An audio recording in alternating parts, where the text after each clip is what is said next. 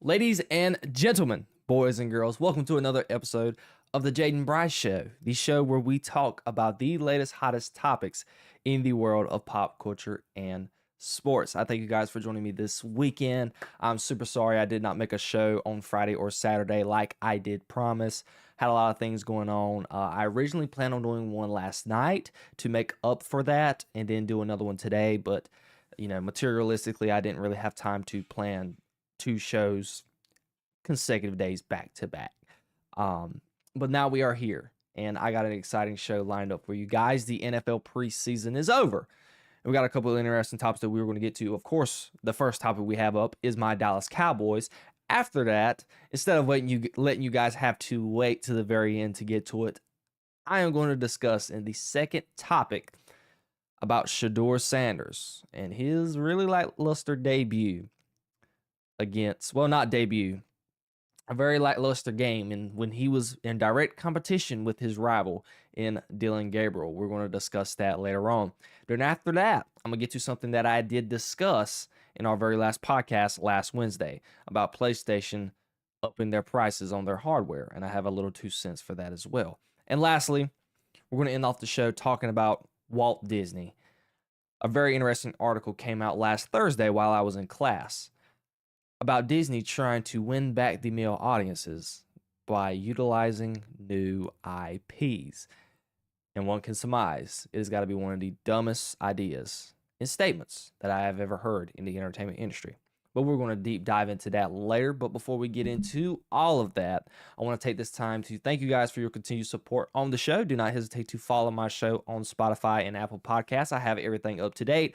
I just updated the cover art as of today of my podcast. It looks a whole lot better and a whole lot more presentable. And I've just changed everything around. Podcasts are pretty much up to date for the most part. So everything is available for you guys there in a different type of media output, so you guys could listen to my podcast without having to watch the video if you just want to turn it on and listen to it with your ears.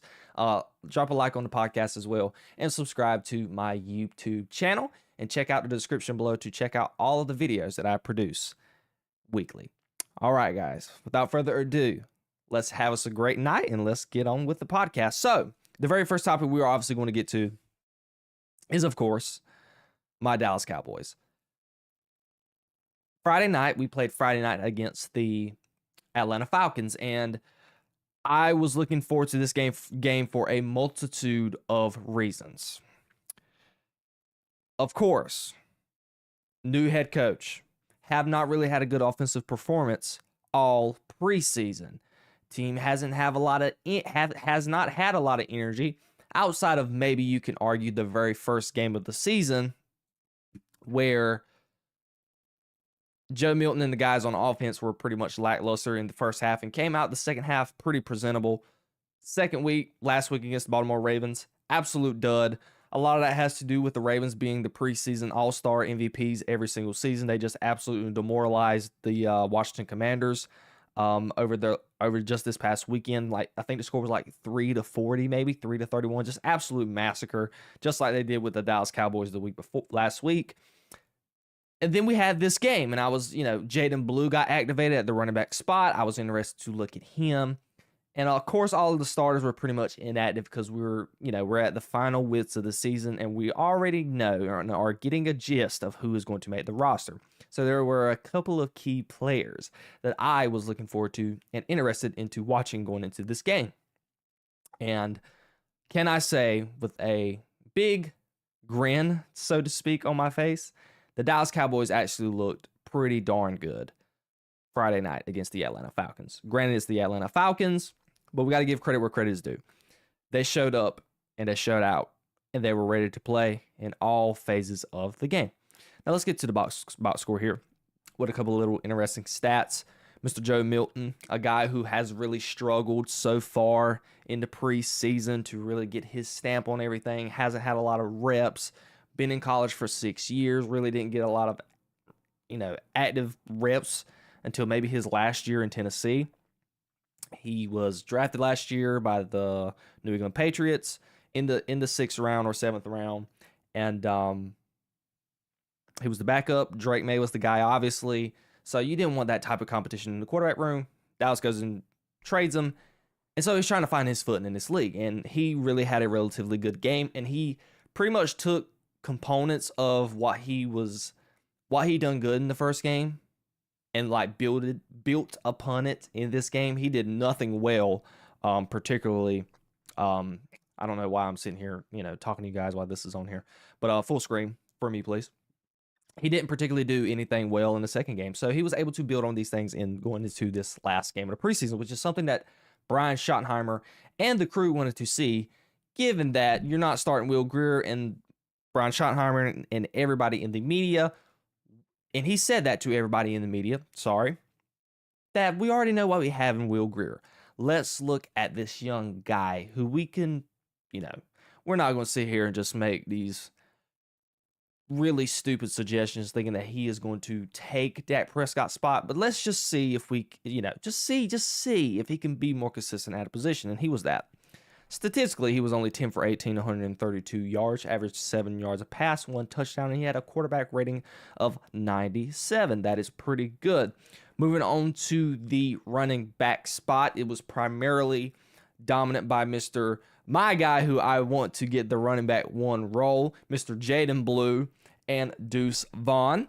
Deuce Vaughn had 10 carries for 42 yards, averaged 4.2 yards per carry, had a 12-yard run at one point.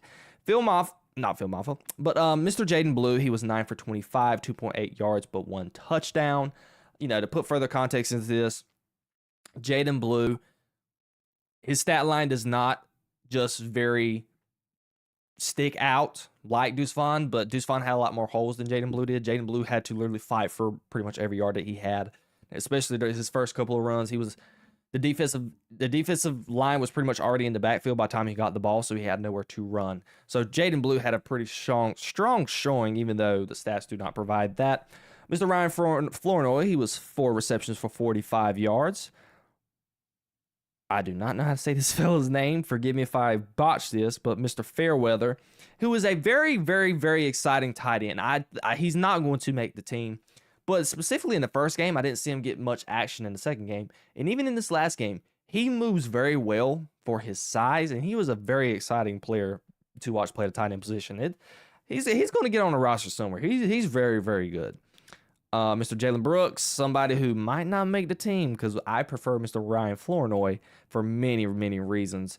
He was 2 for 35. Trayshawn Holden, another guy who I would love to make the roster, even though he is not going to make it. He was 2 for 22 yards. And that's pretty much just, when we're looking at stats, the offensive side of the ball, we don't really want to look at defense. Nothing really, popped out on the defensive side of the ball. Nobody really knocked my socks off outside of Mr. James Houston. Okay. And I'm gonna make this about the next show because I don't know when the final cut line is for the 53-man rosters. It has to be some point this week. I want to say it's got to be by Friday if I do not want to be mistaken. But I don't know I'm guessing I don't know the official cut date for the final 53-man roster. So I'm gonna discuss some of these players who I think should make the roster on Wednesday night show. But I can tell you that somebody who I want to make the roster is Mr. James Houston at a defensive end position. Now, he has an uphill climb, but man, has he produced. He is stopping the run. He is very good rushing the passer. He's very good. Another guy, Perion Winfrey. He is, in my opinion, right now, our best run stopper. And this guy is an undrafted free agent. If I'm mistaken, do not quote me on that. I may be wrong. But he is our best run stopper. Osa, love him. He can't stop the run. He's just a great pass rusher. And everyone else, of course, we have Mr. Mozzie Smith, the rookie Toya. All these guys, I've not seen anyone stop the run as well as Winfrey has. So I hope he makes the roster as well. And all around, just great performance by the defense. But I specifically want to get to the offense, okay? The Dallas Cowboys offensively all postseason has looked very anemic. For the first 2 games, I want to say they were negative in net yardage at the end of the first half. And even at the end of the second game last week, I don't even know if they had more than 30 yards of worth of offense. That's just how bad they were. So going into this game, And by the time I got done consuming it after the fact that Joe Milton got out of the game, because I think Joe Milton pretty much got took out after the third quarter. But I was very satisfied. And I was sitting there like, what could be, with the future ones, the first team guys who are getting ready to, have to run this style of offense. Because we've been in the media, and I've been studying the media, and Brian Schottenheimer has really stated that he has been pretty vanilla on offense, and that has been his excuse for most of the preseason. It has been on display for the first couple of games, outside of maybe the second half for the first game. But with this, you saw he established the run early, got Joe Milton in a rhythm, and then Joe Milton was able to hit play action off of the run, bounce off of that, and complete very high percentage throws down the field. And you had a first play drive touchdown to start off the game.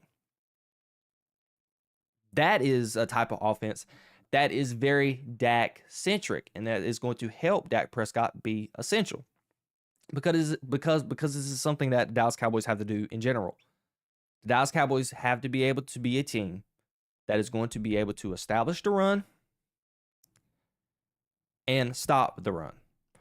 So far in the Brian Schottenheimer, they have checked one of those boxes. They have pretty much been able to establish the run. One thing that I can give Brian Schottenheimer credit for, granted, we haven't seen this against the starters, but even in last preseason, I did not see the Dallas Cowboys really run the ball as efficiently as he has been able to during his stint so far as the head coach.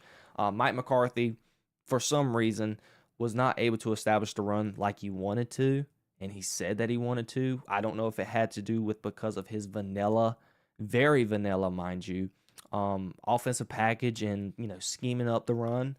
But Brian Schottenheimer has done an exceptional job, in my opinion. So that is something that I can say positively, and that's possibly a box that we could check going on into the season. But the other box is still to be determined, and that is stopping the run. Even today, in this past game, let's look back at the Atlanta Falcons rushing attack altogether. They still averaged 4.7 yards a carry.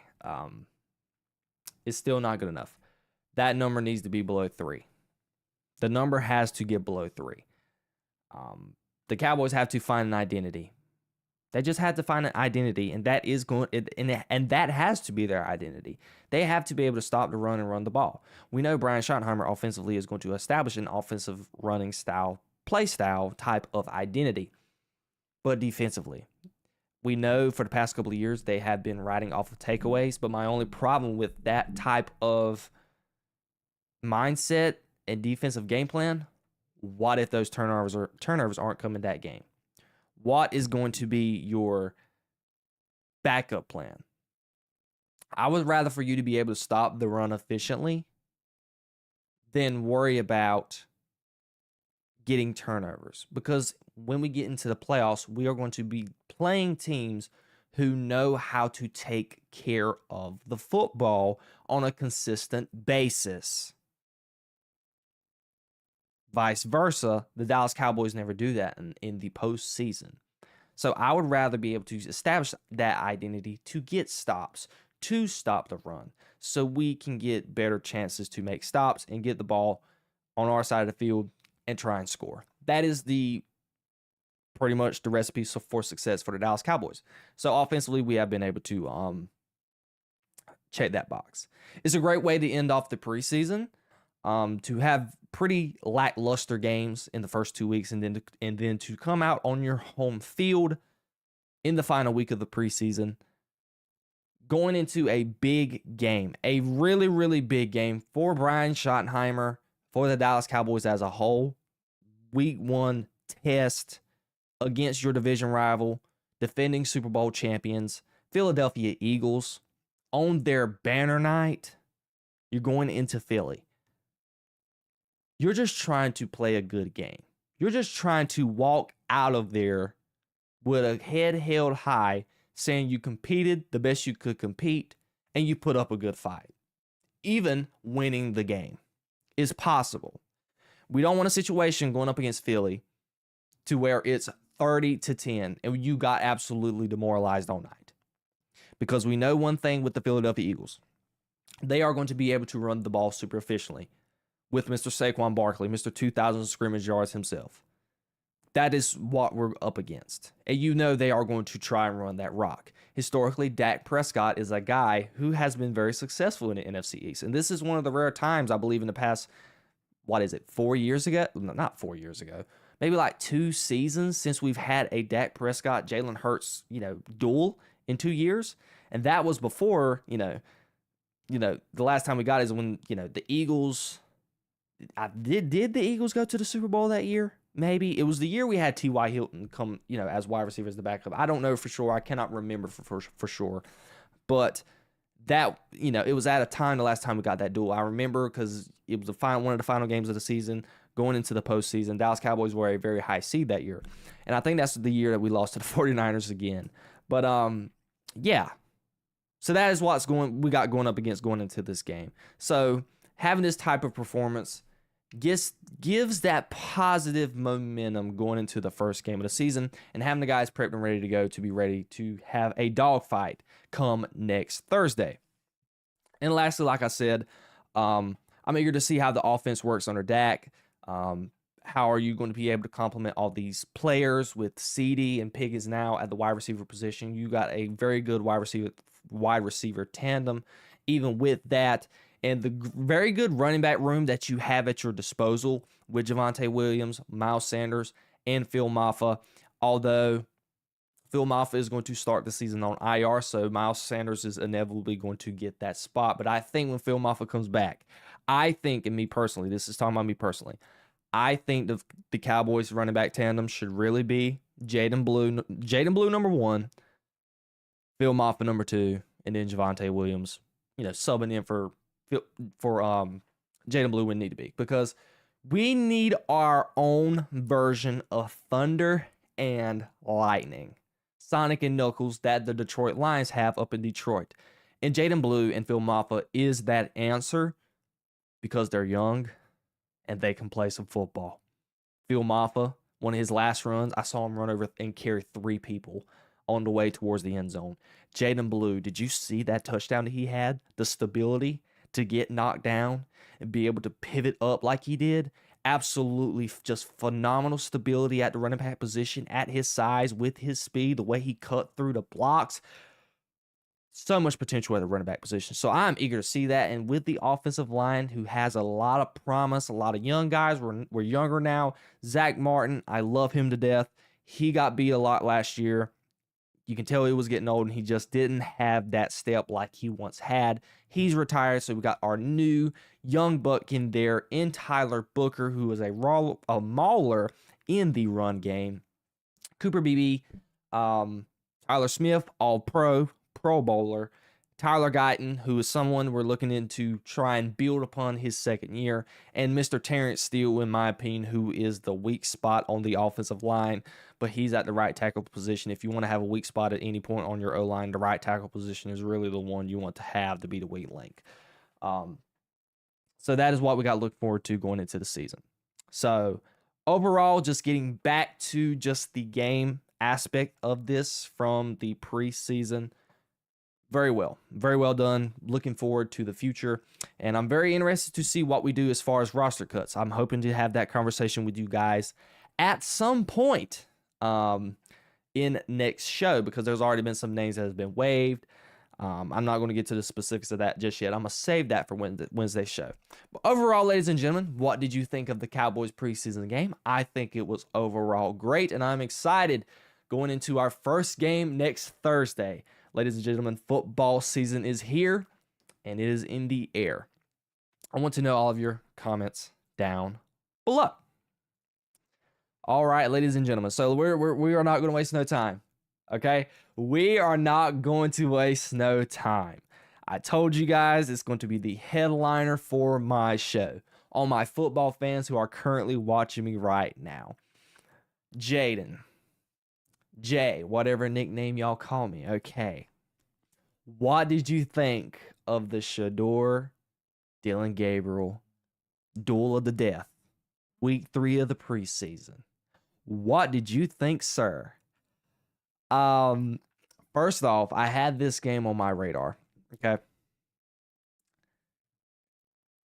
I originally was out doing something at that time on Saturday, and I was like, oh my Lord, I forgot the game is on. Had me a good old round of golf, Shot 100, trying to break 100 here on my golf in my golf game. My golf game absolutely is atrocious at the moment. Done that, shot 100, pretty happy going into the day. Went to go get some lunch, and I noticed that the game was on, and I knew I had this on my radar because, okay, Dillion Gabriel, Shedeur was going to get the start. I was very much looking forward to seeing Shedeur in week 2. Oblique injury, didn't get to play, so we get with Shedeur in week 3. So I'm looking, okay. Didn't know Joe Flacco got to start, so that's good to see. Joe Flacco got to start, get it over with, get you some reps going into the last season, the last game before we start the season. Cool. Dillion Gabriel gets it first. All right. And let's just talk about Mr. Dillion Gabriel's stats here. Okay. Dillion Gabriel was 12 for 19 for 129 yards, averaged 6.8 yards per throw, and had a quarterback rating of 100. And to put that into perspective, we're not going to get deep into the Shedeur stuff just yet. Okay. I saw it live, and he made some good throws. Third down plays, sticking it in there, rolling out of the pocket, making some throws, commanding the offense. Dillion Gabriel looked pretty good, and Dillion Gabriel has looked pretty good in the preseason. So Dillion Gabriel played until halftime. All right. Coming out of the second half. Shedeur's time. Mr. Shedeur Sanders. It's his time to shine bright. And boy, did he crumble. Did he crumble. Now, I'm going to say this, and I don't mean this in a bad way, because I am a Shedeur fan. I want him to succeed. Obviously, I think in the future, in your best interest as an organization, I think Shedeur Sanders should be the number one option for the Browns. But Shedeur Sanders, and I'm not giving no excuses for him, he looked absolutely awful. Absolutely awful. In every single facet that you can imagine, from seeing the field, throwing the ball, communicating with his teammates, dropping back on time, rhythm, everything else, Shedeur Sanders was absolutely awful. Warren Sharp, a very credible source in the media, this was Shedeur Sanders' stats. He had 5 sacks, 3 completions, 2.3 yards per attempt, net yardage of negative 27 yards on 11 dropbacks. You can't defend it. And I'm going to go ahead and just put my 2 cents into this. I do believe, and I'm not making excuses for Shedeur, I do think that Dillion Gabriel had the better personnel out there while he was manning the quarterback position. I do. It's true. You can't deny it. It's true. But in the same breath, there's no excuses. There's no excuses for how Shedeur played. None. Not any. Taking those sacks, and a lot of those sacks, he actually could have gotten rid of the ball and ran out of the pocket. But instead, he took the sack. That's inexcusable. Did I watch the replay? Yes, I have watched the replays. Did the scheme and the play calling, was it any good like Dillion Gabriel had? Absolutely not. Did anyone look open for Shedeur? Absolutely not. But at the quarterback position, your job is to minimize as much damage as possible. AKA, you just cannot take sacks and turn the ball over. If I'm not mistaken, he lost a fumble. I don't think he specifically had any turnovers, if I am mistaken. Yes, Shedeur, he had 1 fumble, and he did not lose it. So I was right. But you got to take care of the football. You can't take unnecessary sacks. All of this is true at the quarterback position. And I know a lot of people has been throwing around this narrative that Shedeur was sabotaged. No, he was not. Kevin Stefanski called plays based on the personnel that was out on the field. He had Shedeur Sanders out there dropping back to pass. I would argue you were sabotaging him if he was calling more run plays than what he was pass plays, because we are out there to see Shedeur sling it. But I don't think that Kevin Stefanski sabotaged Shedeur. And I understand people who have that argument, because you could say, why is he starting Dillion Gabriel first and not Shedeur Sanders? Ladies and gentlemen, I really do believe, even after going into their first preseason game, if Dillion Gabriel was healthy and was available, that was the quarterback who was going to start that game. I believe that 100%. We have to recognize this. Dillion Gabriel was drafted first over Shedeur Sanders. Jayden, what does that mean? That means that obviously the Browns favored and still favor Dillion Gabriel over Shedeur Sanders. So, when we go into this game and we dissect it, of course, they are going to give Dillion Gabriel the better personnel, because when push comes to shove, that is who they probably think and want to be their quarterback too. So they want to give him, they're trying to give Dillion Gabriel valuable reps and see those reps with their own eyes for, what's the word I'm looking for here? What's the word I'm looking for? I can't get it out of my head. Certainty, affirmation, pretty much, you could say, that he is your number 2 guy by putting him the best possible personnel that you can get out there on the field. And when push comes to shove with Shedeur Sanders didn't get that treatment. Is that malpractice? Would it have been smarter to possibly share the personnel within one another? Maybe. But we just can't hide the fact that even though Shedeur wasn't able to produce with what he had, he wasn't helping the situation. He pressed from the very first drop back that he had, drifting backwards on every drop back, taking those unnecessary sacks. It just wasn't great. It was not great. And I understand, I've seen the tweets from Derek Carr, Kurt Warner, everyone who's just sitting here like, okay.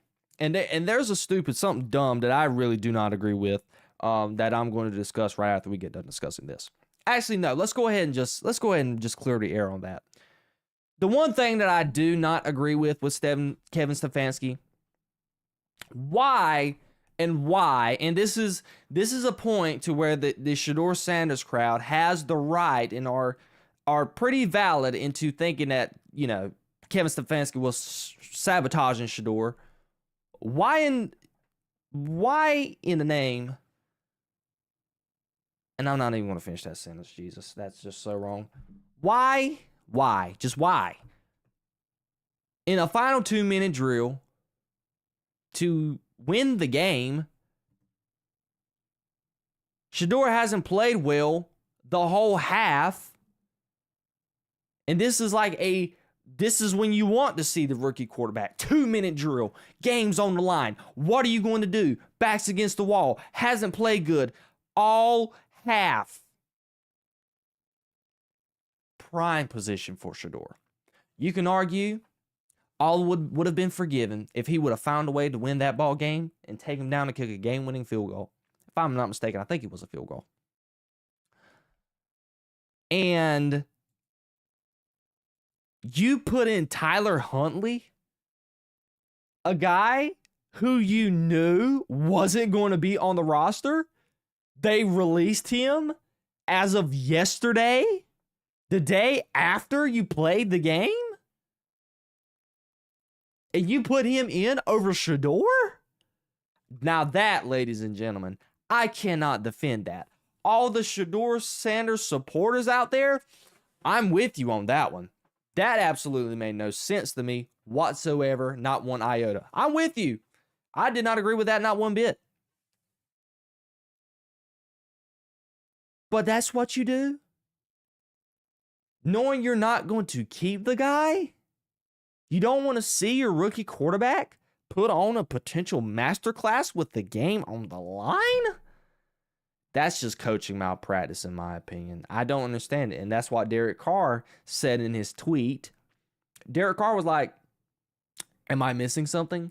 Did something happen that I don't know? Is Shedeur Sanders hurt? That was the speculation going on when Shedeur Sanders was, walking up and down the sideline. Did he hurt his oblique again? But Shedeur just looked frustrated. So, to get that out of the way, that was absolutely ignorant on Kevin Stefanski's part. And those who are out there giving the argument that it was sabotage, perfectly valid. But I don't think it 100% was. Even though you just can't defend it. I didn't get a clear interpretation of the message that Kevin Stefanski had post game when he was trying to defend and answer the reporter's question as to why he made the decision. It just sounds stupid. It wasn't a good excuse for why he did. So that, for those who are thinking that, you're absolutely valid. But all jokes aside, we as football people in the media, we just got to accept that altogether, Dillion Gabriel looked like the better quarterback.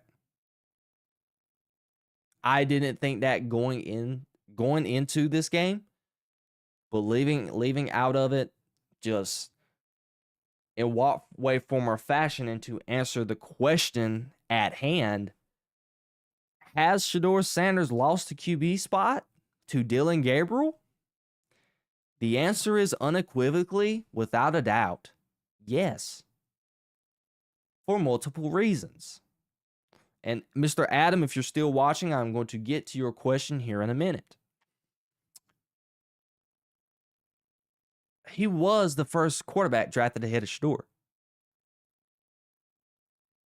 Reason number one, you drafted the guy ahead of Shedeur. So you already, as an organization, wanted Dillion Gabriel. Now,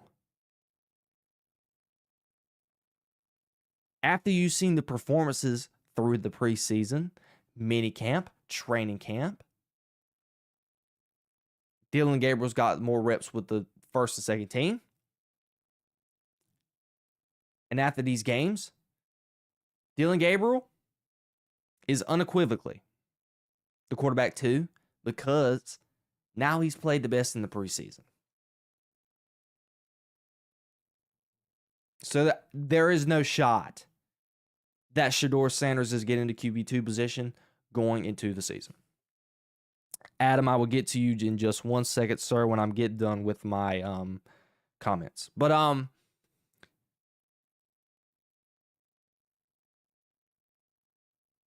as my headline says, I'm trying to get used, and I'm trying to get used to just being able to, talk and read my comments at the same time. So I'm losing my train of thought when I'm reading the comments. So Adam, just hang in there for me, man. I'm going to answer your questions. I see them in the chat.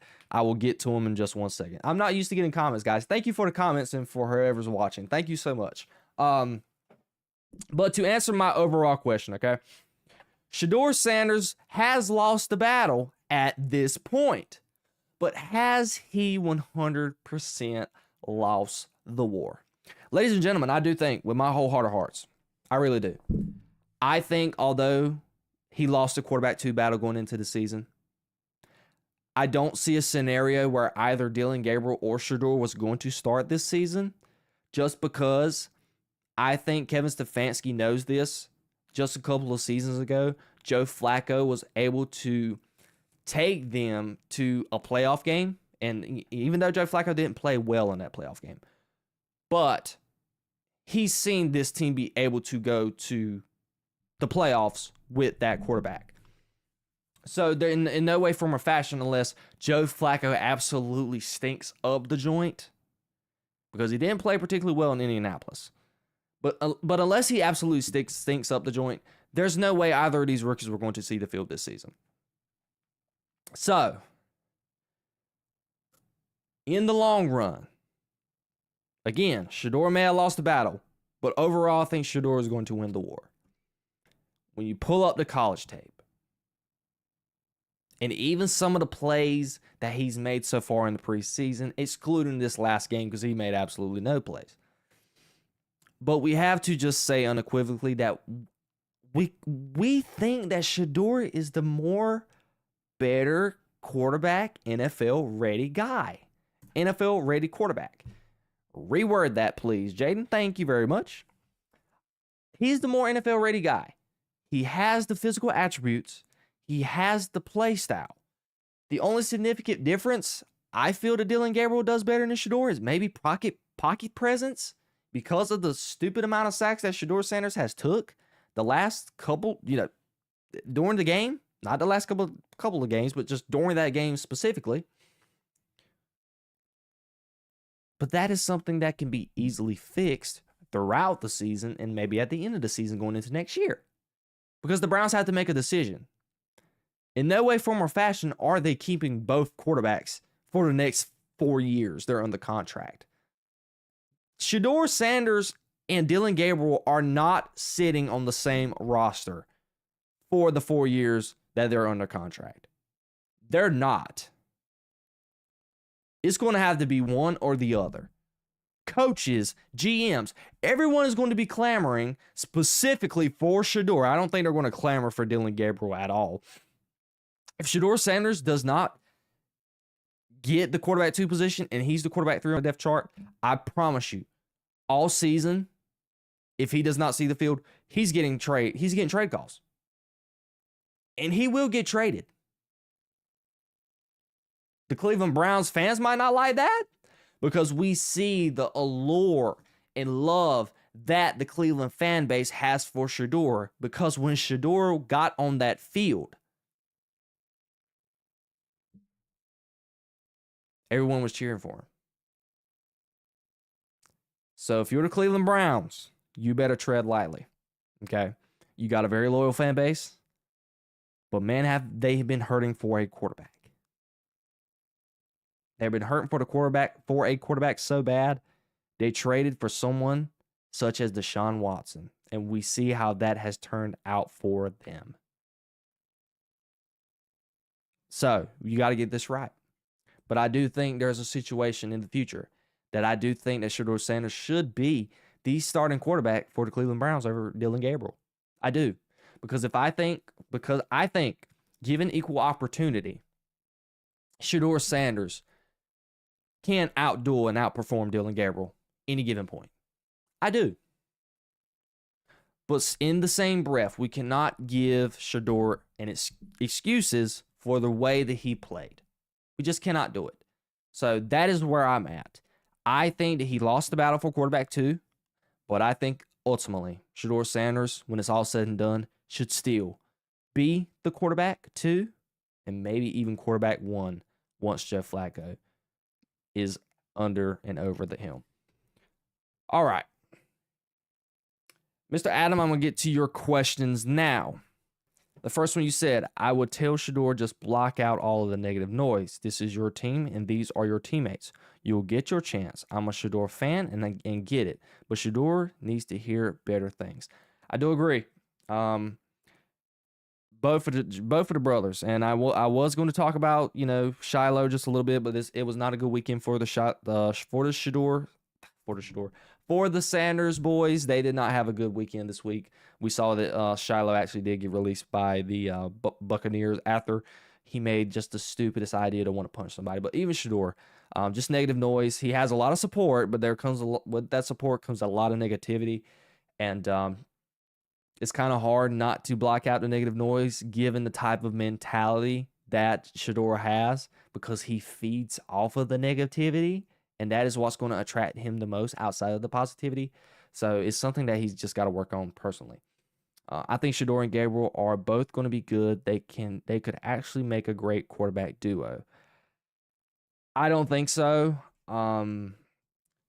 I would agree with you if they were two different quarterbacks. If you had like a Drew Brees, Taysom Hill type of situation where you had your accurate passer and then you had like this prolific athlete at the quarterback 2 position that you could put in some certain packages. But I like Trey Lance and Brock Purdy at the time, Taysom Hill and Drew Brees, what Dallas should have did with Trey Lance and Dak. But I don't see him being a great quarterback duo. It's just because they both have the same play style. They are both pass-centric quarterbacks. They're not athletic. They're not athletic to the point Josh Allen-esque, Patrick Mahomes-esque, where they can make plays with their feet.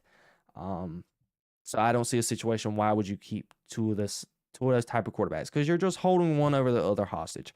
Both of them could probably be starting quarterbacks not on any given team, but on a quarterback needed team. I would say, me personally, Shedeur over Dillion Gabriel. But I don't think it's a good idea for them to be a quarterback duo. I don't think that's in the best interest for both of them, in my personal opinion.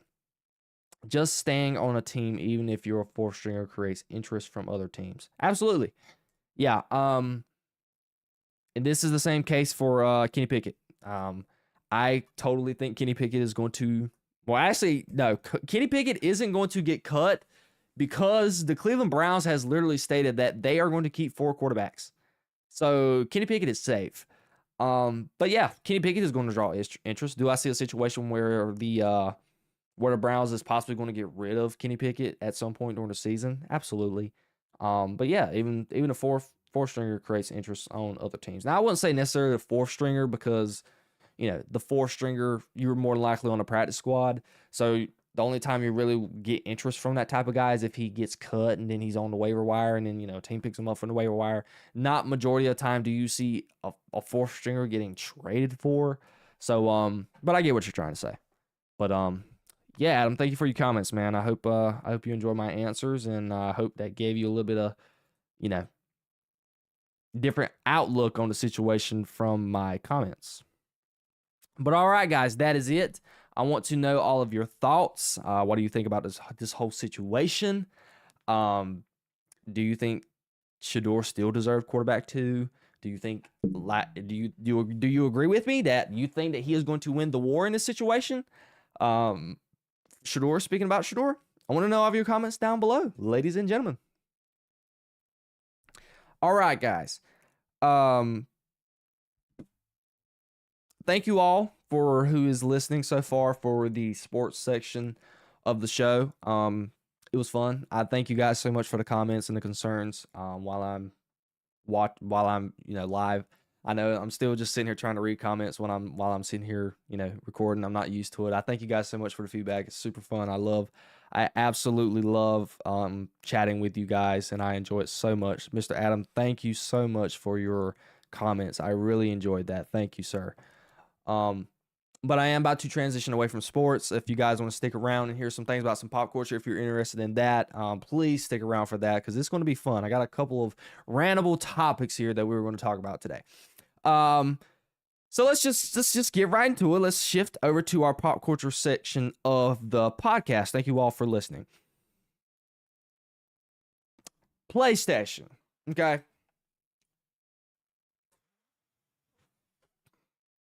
I'm not shocked, given the state of the gaming industry. We know the state of gaming, okay? And I teased it in the last show. PlayStation went up on their prices on their hardware. We have seen this with other properties of gaming, such as Xbox and Nintendo. Nintendo went up significantly up on their prices for their new Nintendo Switch 2, and then for their upcoming their very first release for Mario Kart, they went up to game prices, physical game prices of $80 from $70. They made a whole lot of outrage. People were mad. Did Xbox follow suit? And here was PlayStation, my company that I use for my gaming needs. I forgot all this stuff was even going on, to be honest with you, with the price increase thing. But we got a notification that they are upping the prices on their hardware. Now we're going to read an article from USA Today, just to give a pretty much just thought process of what's going on here. All right. Is the Sony prices going up for the PlayStation 5? The latest gen Sony gaming console just got more expensive.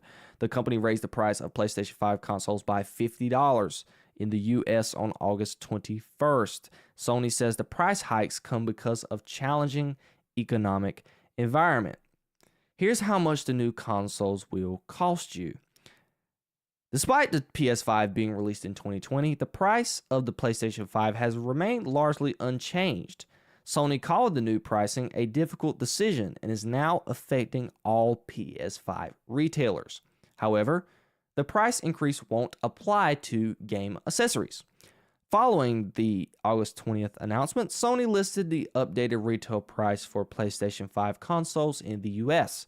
The PlayStation 5 regular edition is $549.99 when it was previously $500 even. The PlayStation Digital was $500. It's now $500 and it was previously $450. And the PlayStation 5 Pro is $750 when it was previously priced at $700. The PlayStation Pro, released in 2024, is the newest and most expensive console from Sony. Sony cites a challenging economic environment that led to the decision to raise prices. The move comes after President Donald Trump announced sweeping international tariffs, which likely impacted manufacturers like Sony, a Japanese company, according to Reuters, and present a level of economic uncertainty among the international companies. Okay. Y'all know me. I'm not going to get to the political aspect of this. It's irrelevant to me. I understand it. I get it. The tariffs. I understand why. But here's just my overall problem and gist with this. As presently constructed, the PlayStation 5 gaming market. And this is my ultimate problem with this. Why is the PS5 worth it now?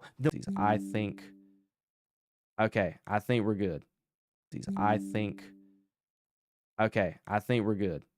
I think we're good. We are reconnected. Excellent connection. I think we're good. All right, guys. We're back. I'm glad you guys are back. I'm sorry. I had something going on with my OBS. Just absolutely, I don't know if it was my internet or something just went down. I'm sorry. We're back. So back to what I was talking about here.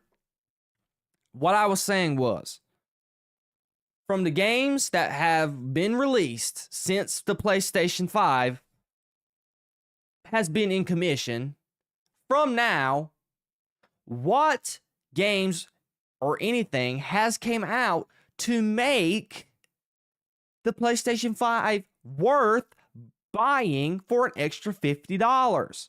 Like I was saying, outside of Fortnite and Marvel Rivals, and those are properties that are accessible for Xbox users and PC users. Let's just think about PlayStation exclusives. God of War, maybe Black Myth Wukong, Spider-Man 2. That is pretty much all gamers have at their disposal. And I'm thinking about gamers for myself, okay? And I can speak for the majority of everybody, because this is a problem throughout the whole gaming industry. Just not a lot of games to play at the moment. PlayStation exclusives and just all around games accessible for every console. because Call of Duty is lacking. We still haven't got GTA 6, NBA 2K, Madden, those titles, not as good as they used to be. Not a lot of people are playing them. NCAA's back. Who knows how long that's going to last? The only games that are really lasting right now are Fortnite and maybe even Marvel Rivals, but Marvel Rivals doesn't have the type of cultural impact over a span of multitude of years that Fortnite has had. So, why would anybody want to buy a PlayStation 5? You had a one-up over Xbox and Nintendo by having just regular prices. So now you want to up the price. I understand, but just from as a consumer and just from a marketing perspective, I don't understand how this is a good and a positive to do for your company. Because I think the negatives outweigh the positives. Again, there's no games for PS5 consumers to play. Spider-Man 2 was a dud, in my opinion. It was a letdown. Black Myth Wukong was a hit. But outside of that, God of War, came out 4 years ago. There's nothing that's came out remotely noteworthy enough to even consider wanting to buy a PlayStation right now. I would be on board with this if games were made like they were 15 years ago. 15 years ago. From all aspects of media. PlayStation exclusives and regular games.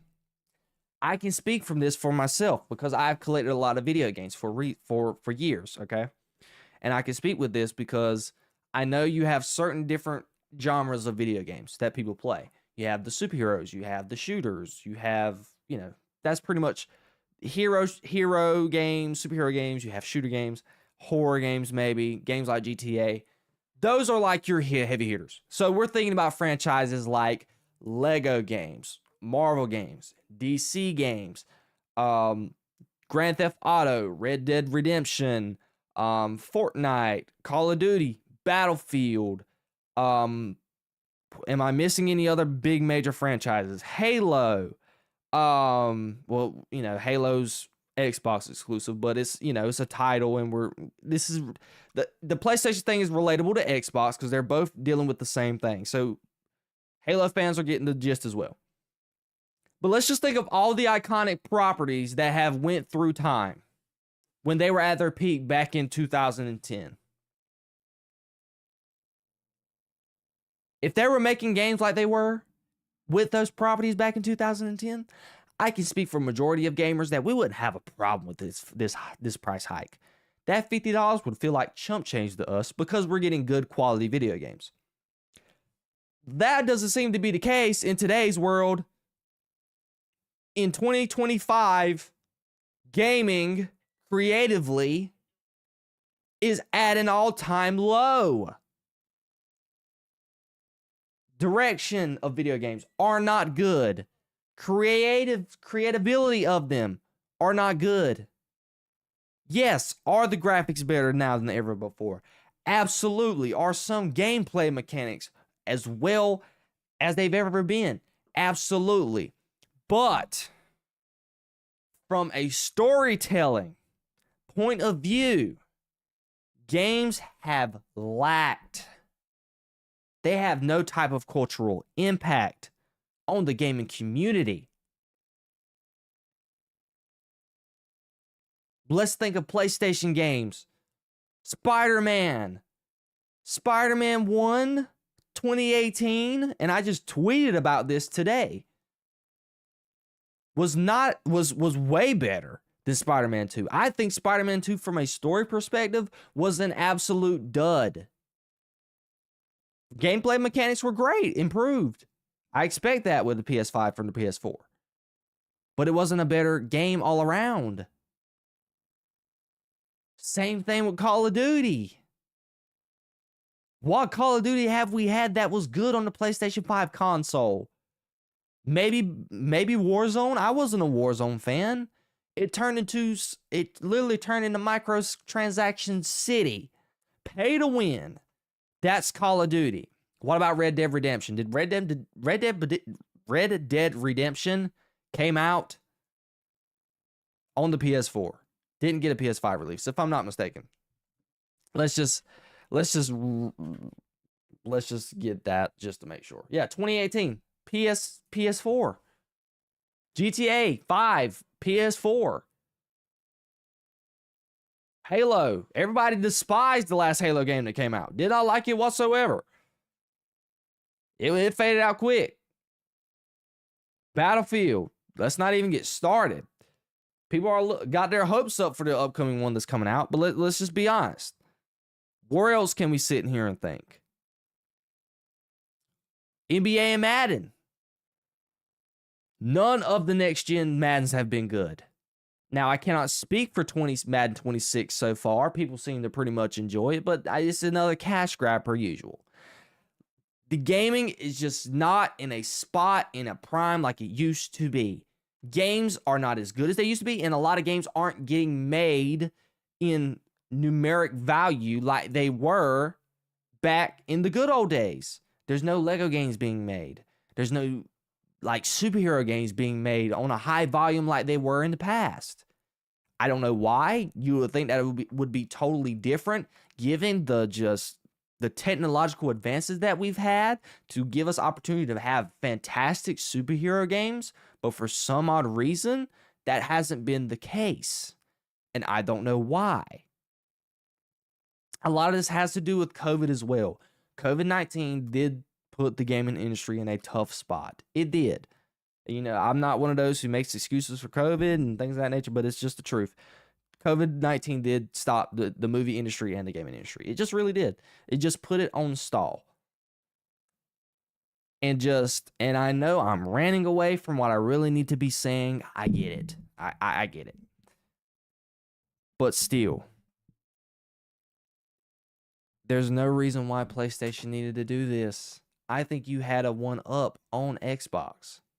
And then you wanted to pull this. It's disappointing. I don't blame PlayStation for doing this because they had to, given, political aspects pertaining it.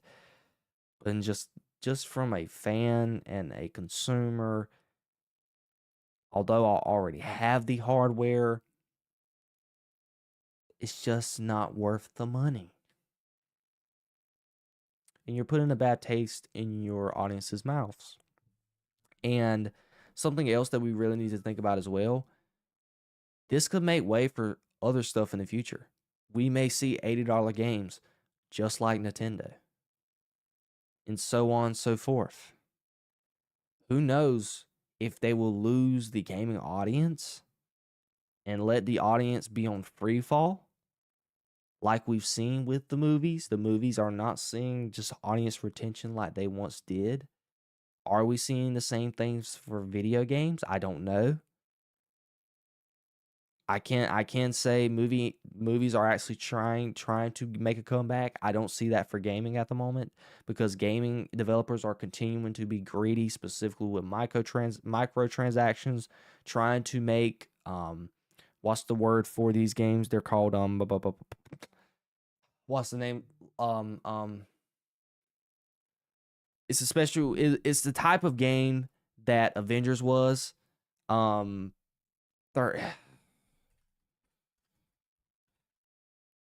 It's the type of game, and I want to figure it out. I can't for the life of me figure it out, but it's the type of video game where it's pretty much up to date. It's kind of like Fortnite. So they're trying to double down on these type of games. There's a certain word for it. I cannot quite think of it for some odd reason. I don't know why. It's a special word for it. Everybody hates it. I just can't think of it, guys. I can't think of the name. But you guys know what I'm talking about. All the gamers out there who are watching, you know the term that I'm talking about. It's a term we use for these type of games where it's microtransaction city, and it's a live service games. There we go. That's the term I was going for. Live service games. All right, I figured it out. Yes. So, live service games. Live service games are the games that I'm talking about. Live service games. So, they're trying to double down on that, microtransactions, things that gamers do not want. So, the gaming industry is on free fall ultimately. So, what do you guys think? I think this is a bad idea. I would have been on board with it maybe if this was 15 years ago when gaming was at its peak and you had so many options to choose from with games. I would have been down for it. But in today's age of time, not a lot to play. You're pretty much just playing old games. That's pretty much what I do. I don't think I even play a PS5 game, honestly, to be honest. I'm playing old PS4 games. I'm doing cross-gen. So, yeah, that's pretty much where we're at. I want to know all of your comments down below, guys. What do you think?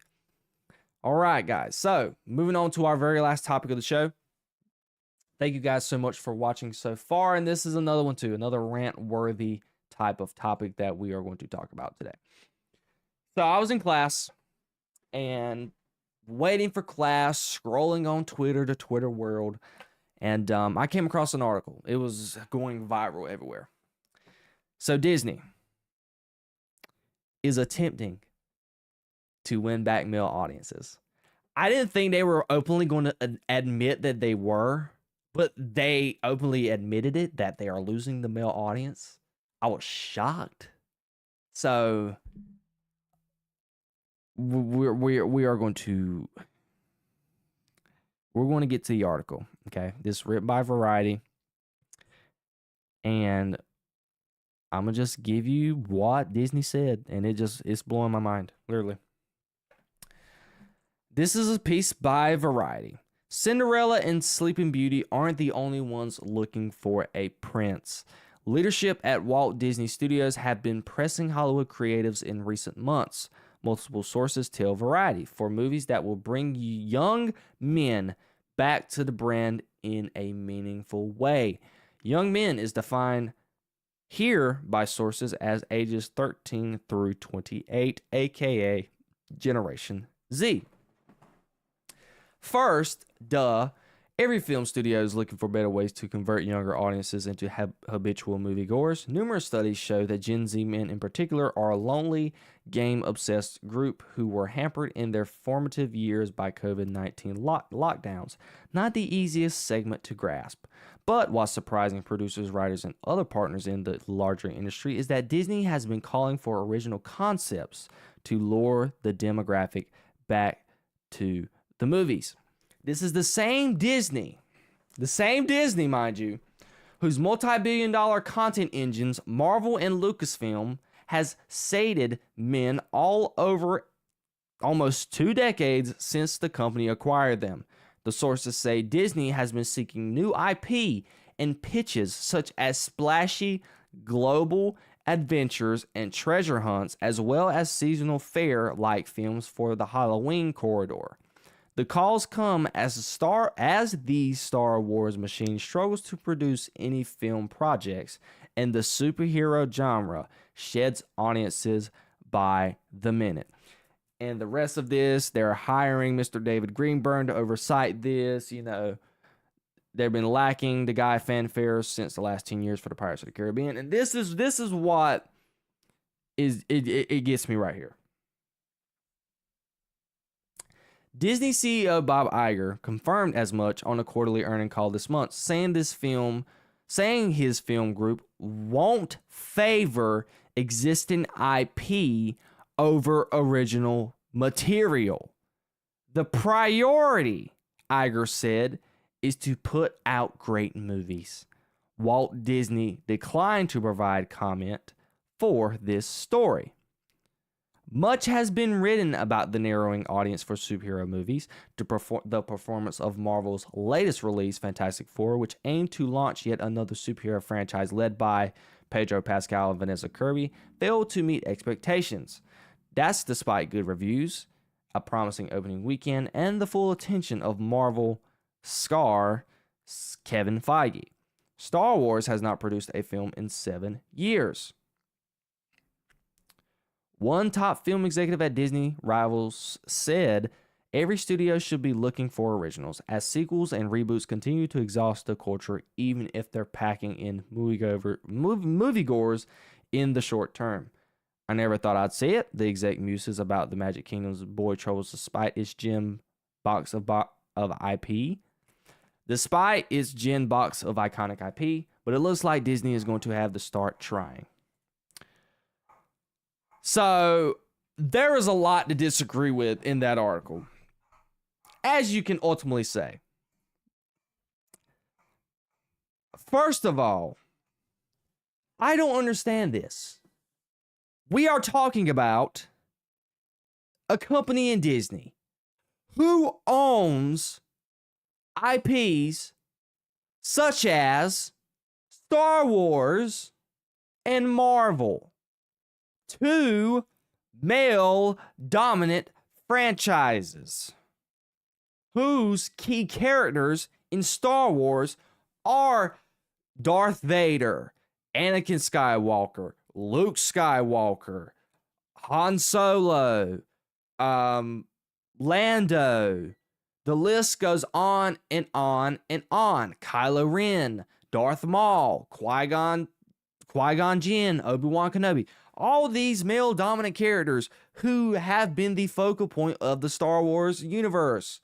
Then you had lovable female characters by the male audiences, such as Princess Leia, Queen Amidala, Queen Padme.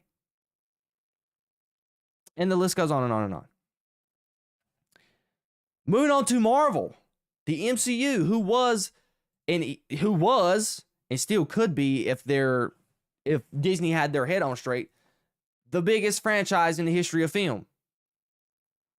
Had a lineup full of lovable male characters that are loved by the male demographic and female characters such as Captain America, Iron Man, Thor, Hulk, Hawkeye, Black Widow.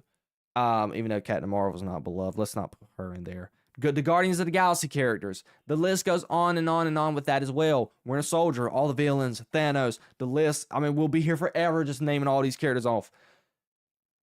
Those are 2 IPs that are arguably the 2 most successful IPs in the history of cinema.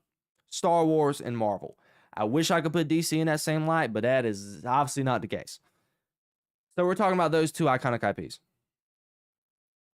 And Mr. Bob Iger has the nerve to say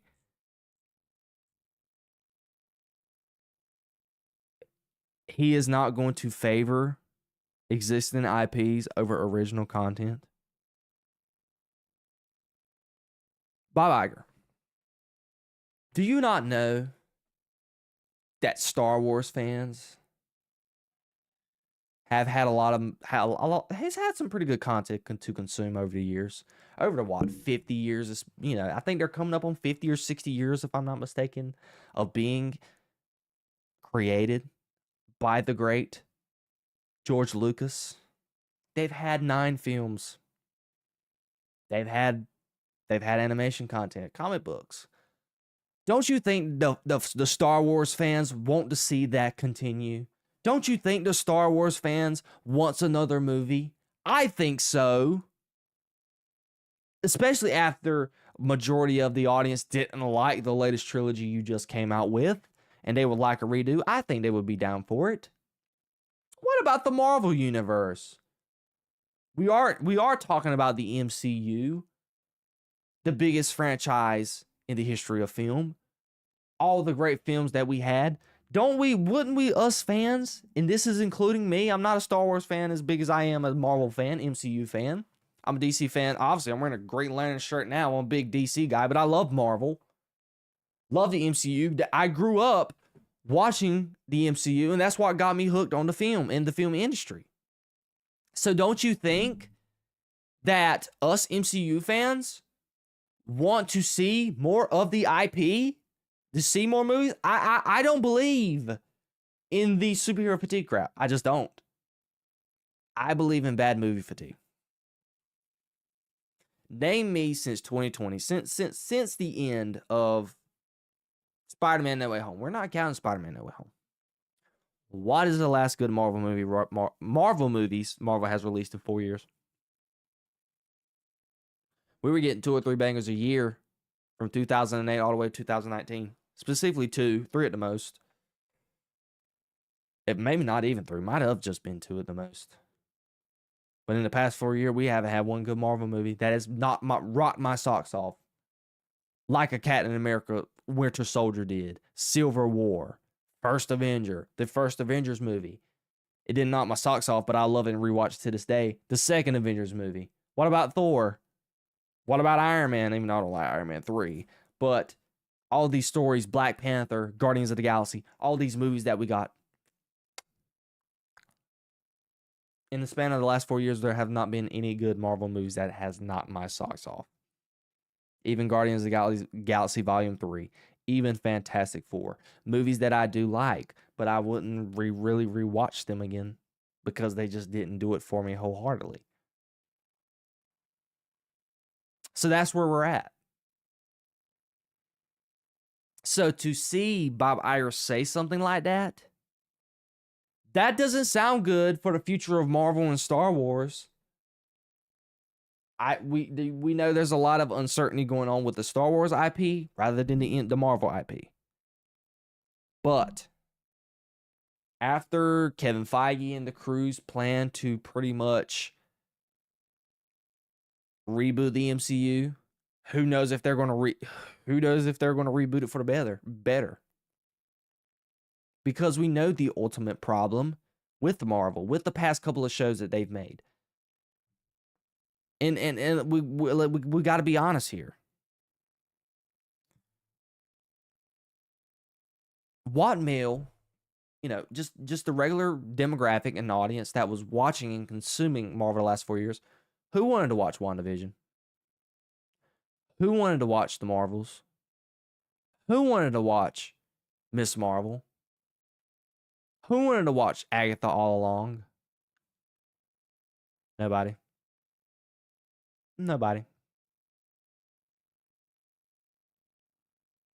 You lost the male audience so bad that they didn't even turn on and turn out for Daredevil Born Again. I'm one of those individuals. I think the last show I really much tuned out on was Moon Knight. What about She-Hulk? What male was wanting to watch that? Who wants to watch CGI She-Hulk twerk? We're talking about boys. We're talking about the male audience here. Who wants to watch a CGI She-Hulk twerk? Not me. And I'm the main demographic here. Who wants to watch Agatha all along? Not me. Wasn't interested in it. I got hate. But who wants to watch that? I don't know, guys. Even to win back the male audiences, and I can't speak for everybody, but what male is going to want to watch a treasure story? Horror. You need to focus on your existing IP. You need to focus on your existing IP. That is the best thing that you need to do. That is best for business. Course correct. Because you're sitting on a gold mine and you don't even know it. Literally a gold mine. Specifically the MCU. Even Star Wars. There's more stories to tell. Let's get more Darth Vader. Darth Maul. Marvel. Let's course correct. Let's bring back some characters. We're about to get another Spider-Man movie. Get Cap back. Get Iron Man back. Thor's back. Hulk. Let's make Hulk regular Hulk again. There's more stories to expound upon. You just got to course correct. So, are you throwing in the white flag and you're super happy to get a female demographic overall now that you would rather worry about just discontinuing your all-time IPs, Disney? You would rather say screw Star Wars and Marvel. We're taking the L. We've lost the audience. Instead of trying to gain them back, you're just worried about giving us some freaking treasure hunts and scary movies. original IPs. Really? The biggest comic book genre and pop culture genre, Star Wars, DC, and Marvel. We don't want no other new IPs. Us men, 13 to 28 years old, we love superheroes. Not scary movies. Not Pirates of the Caribbean, treasure hunts. That's not what we love.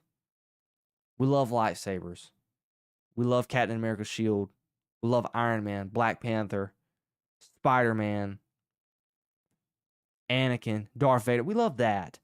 We don't want no more original IPs. But Disney is just going to continue to Disney. Bob Iger, even though he has resumed the role, he's not going to change either. It's just a sinking, dying ship over at Disney, and the future could never not be so bleak for both IPs. What do you guys think of this news? Do you agree with me? I want to know all of your comments down below. I just want to know all of your comments down below. It sucks. Disney is smarter than this, but they're going to continue to do what they want to do. I want to know all of your comments down below. All right, guys. We have reached the end of my show tonight. I want to thank you guys so much for joining me. Thank you for the conversation. Thank you for those who tuned in. We had 63 views as I'm seeing right now in today's show. That is the most I can say that I have ever had live. I thank you guys so much for the support. I want some suggestions. Do you guys want me to niche down a little bit? I've been thinking about doing that. Just making my shows particularly for each genre. So like pop culture and then a sports just led show. I just want some feedback on that. You guys let me know that. I had so much fun tonight. Thank you guys for joining me. Again, this is a dream. I appreciate everybody who continues to watch. And those who are subscribed and are watching my content, I just thank you so much. Words can express how much I thank you guys for this. It's one day we're gonna make it big. We're gonna make it big. I have no doubts in it. I feel like we can do it, and with your help and just continue to suggest my content to other people, and hopefully we can just continue to build a family.